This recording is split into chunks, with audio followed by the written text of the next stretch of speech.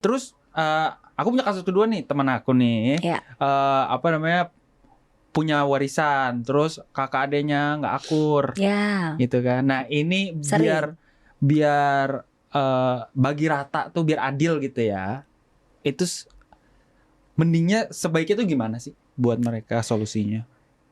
Gini, secara hukumnya itu dibagi sama rata kepada semua ahli waris. Secara Oke. hukumnya ya, kalau misalnya tapi dengan sama ratanya tuh kalau misalnya antara orang tua, mungkin orang tua sudah meninggal, ini Tunggu tinggal dulu Bu, anak-anak. ini hukum apa dulu nih? Hukum Makanya Indonesia atau hukum betul, Islam? betul.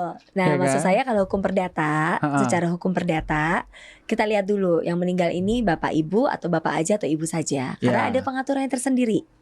Nah, kalau di antara sibling, biasanya tadi kan dibilang kalau tidak akur ya.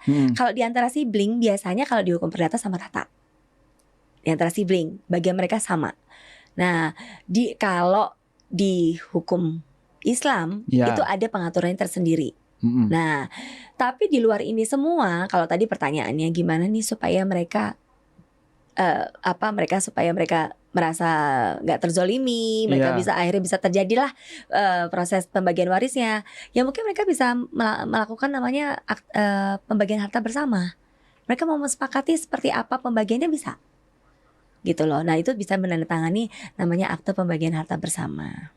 Oke. Begitu, tergantung dengan apa yang diwariskan. Misalnya tanah ya, yang berkaitan dengan tanahnya ini bersertifikat atau tidak. Bersertifikat, kalau bersertifikat kita lihat apakah tanahnya ini masih kondisi sertifikatnya masih hidup apa tidak statusnya.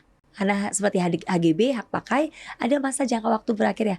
Kalau hak milik mungkin bisa langsung APHB. APHB itu langsung atau pembagian harta bersama. Tapi kalau misalnya bukan hak milik, misalnya HGB yang sudah habis, berarti itu sudah jatuh ke tanah negara. Oke. Biasanya mereka bisa melakukan perjanjian pembagian harta bersamanya. Ada pembagian harta bersama atau pengoperan hak, itu ada istilahnya. Tapi pendeknya mereka bisa menyelesaikan di hadapan notaris dan PPAT. Oke. Kalau pecah sertifikat itu caranya gimana?